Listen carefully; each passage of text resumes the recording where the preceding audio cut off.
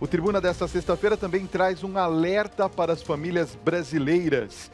Desde julho de 2017, já foram registradas 20 mortes por febre amarela no Brasil. A informação foi divulgada pelo Ministério da Saúde em entrevista coletiva realizada recentemente. Entre julho de 2016 e janeiro de 2017, houve 271 casos. Gente, foram 99 mortes em um período marcado por um surto da doença. O número de casos confirmados ainda pode aumentar, pois há 145 episódios em investigação por equipes de secretarias de saúde. Entre julho de 17 e janeiro deste ano, foram notificados, somente nesse pequeno período, 470 casos suspeitos. Desse total, 290 já foram descartados. Questionados na entrevista coletiva realizada no dia 16 de janeiro, os representantes do Ministério da Saúde evitaram falar em surto, mas classificaram o fenômeno de um aumento de incidência da doença. Gente, a situação é mais grave nos estados de São Paulo. Foram 20 casos e 11 mortes. Em Minas Gerais, 11 casos e 7 mortes. Rio de Janeiro registrou 3 casos e 1 morte. E no Distrito Federal, 1 caso e 1 morte. Em razão do aumento dos casos, a Organização Mundial da Saúde classificou o conjunto do estado de São Paulo de área de risco e recomendou a viajantes internacionais tomar vacina específica e se imunizar contra o vírus.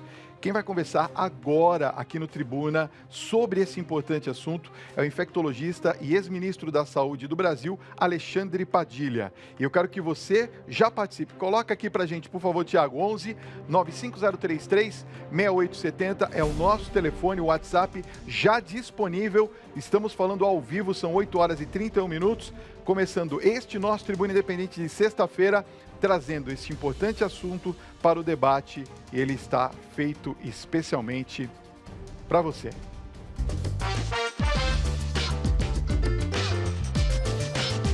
Padilha, tava com saudades de você, hein? Eu também, viu, Fábio? Cortei até o cabelo hoje para vir. Você cortou o cabelo? Vou voltar lá no programa do Fábio, vim voltar com o cabelo cortado. Com o cabelo cortado.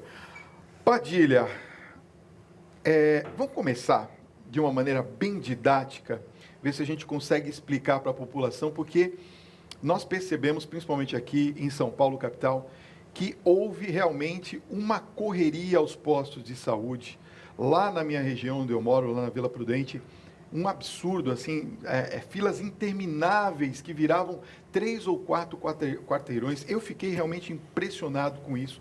E a população está desesperada com os casos que nós encontramos recentemente aqui na capital paulista, principalmente. Eu queria que você começasse, nós temos até uma ilustração para isso, explicando o que exatamente é a febre amarela, Padilha. Ô, Fábio, eu acho que é muito importante a gente poder conversar. Eu também sinto a população desesperada, o porteiro do prédio, as pessoas perguntam na padaria, no local de trabalho, os parentes ligam, né? O que está acontecendo, né? Com muita preocupação. A primeira coisa, realmente tem uma situação que preocupa. Hoje a Secretaria Estadual de Saúde até confirmou, no dia de hoje, atualizou os dados, 36 óbitos por febre amarela, né? E 3 óbitos já de pessoas que tiveram uma doença após tomar a vacina da febre amarela, ou seja, né, mostrando os dois lados da moeda. De um lado, um surto de febre amarela. Em 2016 e 2017 foi o maior surto da nossa história recente. Continua esse surto se espalhando por outras regiões, chegando próximo da região metropolitana de São Paulo. No caso de São Paulo, chegou a Mariporã, então a região metropolitana de uma grande cidade, uma grande região metropolitana, né? E também já começando a acontecer casos de óbito decorrente de uma pessoa que tomou a vacina. Então, primeiro, o que é a febre amarela que nós temos hoje aqui no Brasil? É o que nós chamamos da febre amarela silvestre. O que significa isso? Significa que é um tipo de febre amarela onde tem que ter um hospedeiro, que é um macaco, tem que ter um tipo de mosquito que só tem dentro do ambiente de floresta, não está no ambiente da cidade. Então, não é aquele mosquito da dengue que está no quintal de casa, dentro do potinho. É um tipo de mosquito que só circula em ambiente de mata, de floresta.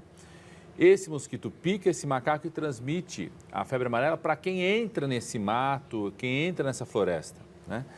Então, por isso que a situação de risco está vinculada a isso. Todos os casos que nós tivemos, seja aqueles que infelizmente evoluíram para óbito, ou aqueles que a pessoa ficou doente e felizmente não evoluiu para óbito, todos eles tinham uma relação muito clara da pessoa ter visitado, passeado ou morar em lugar que tem essa mata, região de macaco que morreu pela febre amarela e ter a presença desse mosquito.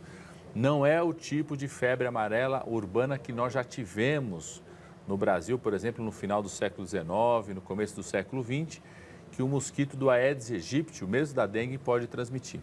Então, essa é uma primeira informação muito importante, ou seja, quem está sob risco? Todas as pessoas que visitam ou que moram, né, ou que trabalham em locais que têm essas matas que tiveram histórico de morte de macacos ou registro de casos de febre amarela, né? Então, essa é uma informação muito importante. Aí hoje me perguntaram, mas se eu moro num lugar como esse, ou se eu vou visitar, vou agora no carnaval, se eu tomar a vacina, estou protegido? Está protegido. A vacina tem um grande percentual de proteção. Um exemplo, você sabe disso, né, Fábio? Eu trabalhei durante muitos anos no meio da região amazônica, área indígena, área ribeirinha, como médico infectologista, muitos anos, né? E sempre estive vacinado para a febre amarela porque me expunha. A população da Amazônia inteira vive permanentemente há anos numa região de risco, né?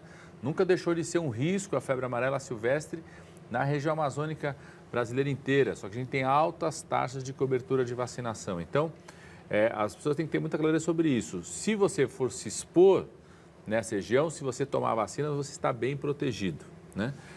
Mas está todo mundo desesperado para ir atrás da vacina, porque está todo mundo preocupado se tem risco da febre amarela chegar em área urbana. Por enquanto não tem esse risco, porque o volume de casos que nós temos é muito pequeno para uma introdução urbana na febre amarela. O que preocupa as autoridades? No caso de São Paulo já preocupava desde o começo do ano passado, os técnicos do estado avisavam isso, que a gente estava tendo casos em florestas muito próximas das grandes cidades, né? Isso poderia aumentar o risco de mais casos, porque são florestas onde mais pessoas frequentam. Mariporã, a cidade que todo mundo frequenta para passear. Tiveram os casos dos macacos que morreram no Parque do Horto Florestal. Então, a preocupação da chegada próxima. Por isso, a importância de você ter uma alta cobertura de vacinação também nas grandes cidades hoje, né? Acho que tem uma falha de planejamento aí do Ministério da Saúde que já deveria ter ofertado mais vacinas para a região metropolitana de São Paulo. Desde o final, né, desde o começo do ano passado, os técnicos do estado já sinalizavam a importância disso. Aí a pessoa me pergunta, eu tenho que ir correndo desesperado através do posto de saúde, ficar 4, 5, 6, 7 horas? Eu vou falar, Fábio, que eu estou recomendando para a minha família. O que eu estou dizendo aqui, eu falo para os meus parentes, para os meus amigos. Se você não for se expor numa região como essa, de floresta, onde teve casos de febre amarela, ou tiveram casos recentes de macacos que morreram, né? Se não são áreas de risco, se você não for viajar, não for trabalhar numa área como essa, se você não mora numa área como essa, não precisa correr amanhã, depois de amanhã, atrás do posto de saúde, enfrentar essa dificuldade que está tendo. Você pode se programar para tomar essa vacina daqui a pouco. É importante você se vacinar? É importante você se vacinar. Porque a gente tá claro que a gente vai ter que ampliar a cobertura de vacinação. A gente já apontava isso desde o final de 2016. Nessas regiões, numa região como a Grande São Paulo, você não precisa sair correndo, enfrentar o que está enfrentando nesse momento. Quem precisa se vacinar, né, com certeza nesse momento, são as pessoas que procuram essas áreas. Por exemplo, quem vai viajar no carnaval. Você vai viajar no carnaval para uma área de risco, ou seja, que recentemente tiveram casos de febre amarela, ou seja, está listado que foi área de risco. Então, você tem que tomar a vacina e o ideal é tomar a vacina 10 dias antes da data que você vai se expor. Para ter a melhor proteção, você sempre toma pelo menos 10 dias antes para ser o melhor momento para se expor. Você já tomou vacina alguma vez na vida da febre amarela? Já foi para a Amazônia, foi viajar para fora do país, teve que tomar a vacina da febre amarela. Quem tomou pelo menos uma vez a dose da vacina da febre amarela, desde 2013, tem uma recomendação clara da Organização Mundial da Saúde, você não precisa repetir a dose. Então, por exemplo, eu tomo vacina da febre amarela desde os 16 anos, quando eu fui a primeira vez para a Amazônia. Eu me lembro, um grupo de amigos, eu me lembro da dorzinha, na época era até era aquela pistola ainda, não era nem agulha. Que a gente tomou, todo mundo, o pessoal do colégio, nós fomos tomar com 15 anos de idade. Né? Eu tomei aquela vez, depois a recomendação, na época era tomar de 10 em 10 anos. Então, quando eu fui profissionalmente, tomei de novo. Quem tomou mais de uma vez não precisa mais tomar a vacina da febre amarela ao longo de toda a vida. Né? Então, realmente é muito preocupante. Sei que deve ter várias perguntas aí, quem pode tomar ou não, vamos responder. Muitas. Então, essa primeira explicação é deixar à vontade para o pessoal perguntar, estou à disposição para a gente poder conversar. Maravilhoso, porque assim a gente entende um pouquinho mais como que funciona essa questão da febre amarela. Nós vamos continuar esse assunto, inclusive, você estava falando da região de Mairiporã, nós tivemos um caso aqui na Rede Vida, Juliana, que trabalha na produção do Conta Comigo, tem uma pessoa conhecida, até rezamos por ela, que com 30 anos veio a falecer, veio a óbito, e ela estava na região de Mairiporã, foi picada ali. Mas daqui a pouquinho a gente vai continuar esse papo. Padilha, vamos às perguntas dos telespectadores? Vamos lá, está todo mundo muito preocupado. Está todo mundo muito preocupado. Olha só, tem aqui um depoimento de uma pessoa, está dizendo assim: Fábio, boa noite, Padilha, boa noite. Em uma epidemia de febre amarela e no verão, aumentam também os casos de dengue?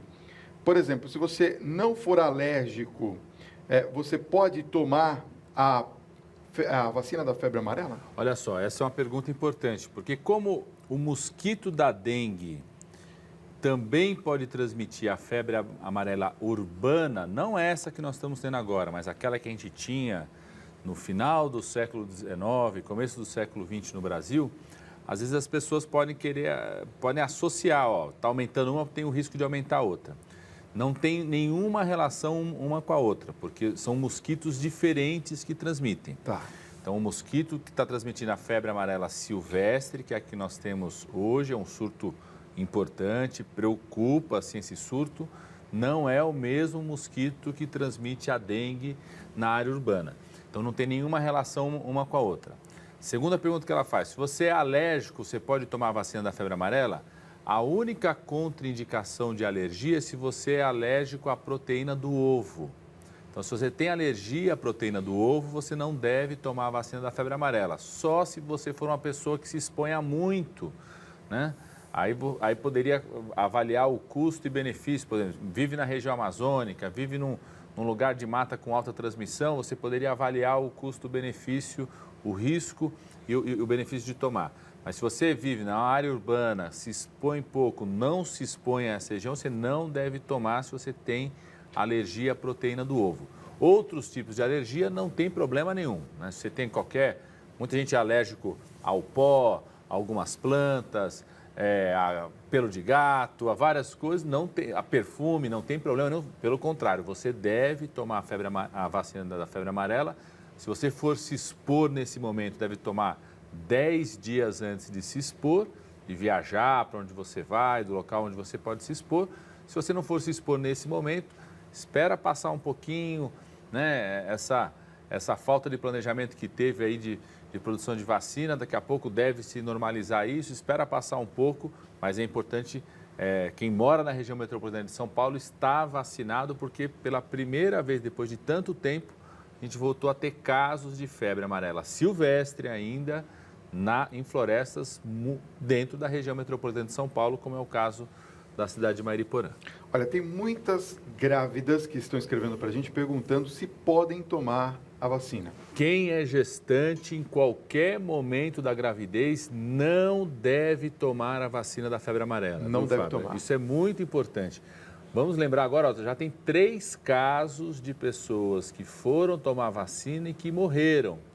Isso acontece muito, viu, Fábio? Quando começa a coisa de surtos de febre amarela e às vezes as pessoas, todo mundo sai para tomar a vacina, aumenta o número de casos de mortes relacionados à vacina e não à febre amarela. Por que a gestante não pode tomar a vacina da febre amarela? Porque essa vacina, que é produzida no Brasil, aliás, é um orgulho, o Brasil tem a tecnologia da produção dessa vacina, exporta para o mundo inteiro, Por isso que a gente fica até meio irritado quando vê a falta de produção para o Brasil. Acho que foi um erro do não planejamento disso. Essa é uma vacina que a gente chama que ela é formada pelo vírus vivo atenuado, ou seja, é um vírus fraquinho, que ele é suficientemente importante para despertar na pessoa a produção do anticorpo, ou seja, é suficiente para que a pessoa produza a substância que a protege contra a febre amarela, mas ele não é suficiente para desencadear a doença. Agora, se é uma gestante ou se é uma pessoa que tem alguma doença que reduz a defesa do corpo, existe o risco de, ao tomar a vacina, a pessoa desenvolver uma doença como se fosse a própria febre amarela. Então, quem é gestante, em qualquer momento da gravidez, não deve tomar a vacina da febre amarela. Você sabe que nós estamos aproximadamente uns 17 minutos no ar e nós recebemos mais de 3 mil perguntas. É isso mesmo, está todo mundo muito preocupado. Uma dúvida que chegou aqui, que eu acho que serve para muitos que estão perguntando, é a seguinte: olha, Fábio, tire uma dúvida com o Padilha, por favor. Meu marido e eu temos mais de 60 anos de idade e disseram que nós não podemos tomar a vacina. Ele, inclusive, tem diabetes. É verdade isso? Isso que eu estava explicando. Quem tem redução de defesa do corpo não deve tomar a vacina. Então, em geral, o limite passou de 60 anos de idade, idoso, e tem uma doença associada como diabetes, que são doenças que podem gerar redução de defesa do corpo, o ideal não é tomar vacina. Em que situações eu indicaria, por exemplo, se fosse a minha mãe, né, que tem mais de 70 anos, ela não tem diabetes, mas se tivesse diabetes, em que situação eu indicaria que ela tomasse a vacina? Se ela for se expor a uma região de muito risco de transmissão de febre amarela. Então, se é uma pessoa que mora num lugar onde tem febre amarela, tiveram casos, ou vai viajar para uma região como essa, se tiver bem de saúde, faz uma avaliação com o seu médico. Se a diabetes estiver controlada, se é uma pessoa que mesmo com mais de 60 anos de idade, mas está bem de saúde, não tem redução de defesa do corpo, se for se expor, eu indicaria, né, de tomar a vacina caso se for para o expor. Então, sempre tem que pesar, né, o que a gente chama do risco e o benefício de tomar essa vacina. Por isso que é importante ampliar a cobertura vacinal desde cedo, para que uma pessoa, quando chegar com 60 anos, ela já está vacinada, não teria esse problema. Nas regiões onde tem transmissão de febre amarela há muito tempo, que não parou de ter transmissão de febre amarela silvestre, como é, por exemplo, na região amazônica, a gente busca atingir altas taxas de cobertura vacinal já quando é criança, exatamente para que não tenha esse problema de, ao longo da vida ou quando ficar idoso, não tomar. Então, sendo bastante sintético, se for viajar para a região que tem febre amarela, eu faria uma consulta com o seu médico que te acompanha, se tiver controlado a diabetes, se ele avaliar que está bem de estado físico, eu tomaria sim a vacina. Bom, nós temos aqui uma ilustração. Tiago, põe, por favor, esse quadro sintomático para o Padilha comentar, porque eu quero falar também, Padilha, para quem já está com a febre amarela ou tem sintomas da febre amarela, como que a gente poderia identificar? Nesse quadro, me parece que tem uma explicação. Vamos lá no plasma, pode ser? Melhor ainda, vem cá. Vamos lá.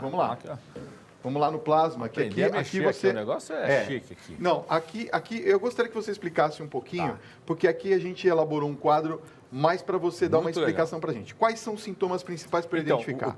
São 2 grandes sintomas, os mais comuns. Primeiro, febre. Tá. Então, a pessoa, depois de se expor, por exemplo, foi para uma região que tem febre amarela, 5, 6 dias depois, começou a ter um quadro de febre, sim, já é a primeira preocupação. Segundo, a febre amarela se chama amarela porque é um dos casos que mais dá aquilo que a gente chama de icterícia, aquele amarelão. Na pele, isso? Na pele, na esclera, nos olhos. Né? É o que o pessoal chamava do quadro da hepatite. Por quê? Porque a febre amarela, na prática, o vírus da febre amarela, ele adora o fígado. Ele é um dos tipos de vírus que mais gostam de atacar o fígado da pessoa. Então, por isso, ao atacar o fígado, ele desenvolve aquilo que a gente chama da icterícia decorrente de como se fosse uma hepatite. E é, de fato, uma hepatite, uma grande inflamação no fígado causada pelo vírus da febre amarela. Os outros sinais que estão mostrando aqui, então, por exemplo, do rim, da insuficiência cardíaca, da insuficiência cardíaca no coração, da insuficiência renal no rim, são decorrência dessa hepatite grave. Então, são casos mais graves, né? Teve uma hepatite grave, com a febre amarela, teve hepatite grave, começou a desencadear uma insuficiência renal ou insuficiência cardíaca que são decorrentes de um quadro mais grave. Às vezes acontece, Fábio, da pessoa ter febre, dor no corpo, náuseas e vômitos e só diarreia, desconfiar que é um outro quadro, acha que é uma diarreia viral, acha que é uma gripe.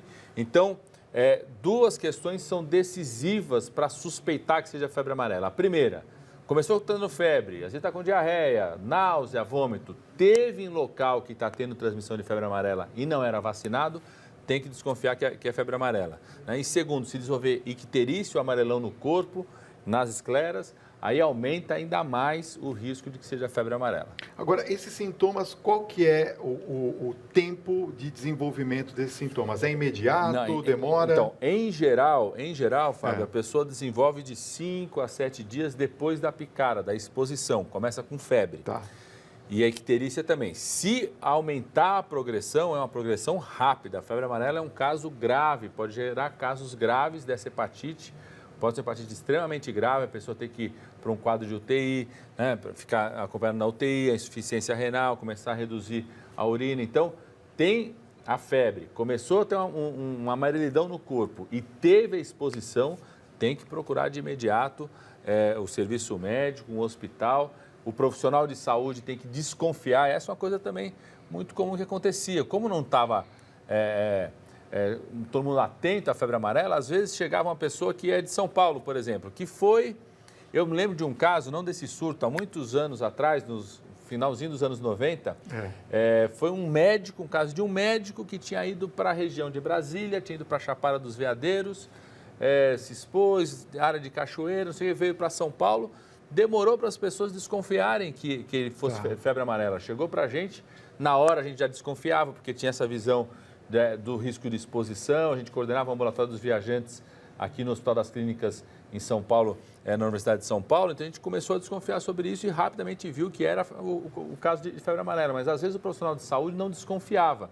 Então agora, como está todo mundo mais atento, sabe que febre com icterícia, ainda mais grave ainda, teve relação com exposição, tem que suspeitar rapidamente de febre amarela. Busque rapidamente ajuda médica. Tem que desconfiar de febre amarela e tem que ser internado porque pode evoluir muito rapidamente. Essa hepatite aqui que acontece, essa inflamação rápida e muito intensa no fígado, são as maiores hepatites, né? Além de hepatites tóxicas, uma das maiores hepatites são do vírus da febre amarela, é muito grave e isso pode desencadear rapidamente um quadro que a gente chama de sepsis sistêmico, que pode levar ao óbito, como acontece com certa frequência. Agora, você que está nos acompanhando em todo o Brasil, eu vou pedir para o Tiago colocar aqui para a gente o mapa, né, das áreas de risco. Eu queria que você comentasse um pouquinho para a gente, Padilha, porque aqui nós temos, por exemplo, as identificações, né? A área com recomendação da vacina é toda essa área mais escura aqui. A gente observa, Padilha, que é exatamente uma boa parte do território nacional, né? Tirando a área mais do litoral. Por que isso acontece? Na verdade, é por conta da proximidade com as florestas? É isso? Exatamente isso. Durante muito tempo no Brasil, a febre amarela, depois que saiu da febre amarela urbana, ela ficou concentrada na região amazônica brasileira e nessa região aqui do centro-oeste, onde você tinha o risco de exposição. Até pouco tempo atrás, essa era a região de risco, você tinha que tomar vacina. Muita gente se lembra, às vezes, de ir para a região de Brasília, ter que parar no meio da estrada para tomar vacina. Isso acontecia, né? De 2, 3 anos para cá, nós tivemos um avanço dos casos de febre amarela cada vez maior. Tomou, por exemplo, o estado de Minas Gerais inteiro. Tem muita gente que faz relação direta com aquele acidente que teve do lamaçal descendo ali no Rio Doce, em Minas Gerais, porque deslocou a fauna de macacos, né?